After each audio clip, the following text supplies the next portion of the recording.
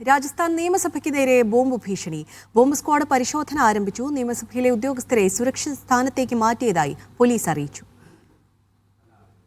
Rasheed bin Muhammad വാർത്തയുടെ വിശദാംശങ്ങളുമായി. റഷീദ്, എപ്പോഴായിരുന്നു ഈ ബോംബ് ഭീഷണി വന്നത്? ഈ ഭീഷണിക്ക് പിന്നിൽ ആരാണെന്നതിൽ എന്തെങ്കിലും വിവരങ്ങൾ ലഭിച്ചിട്ടുണ്ടോ?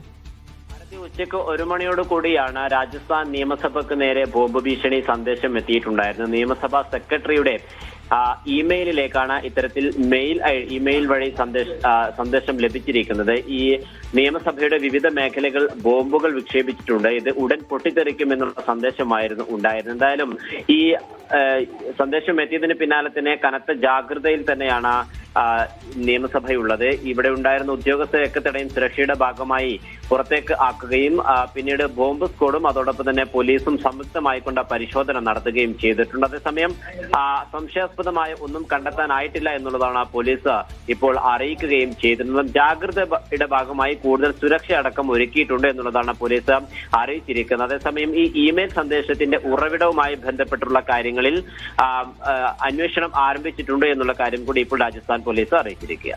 ശരി, റഷീദ് ബിൻ മുഹമ്മദ് ആണ് വാർത്തയുടെ വിശദാംശങ്ങൾ പങ്കുവച്ചത്.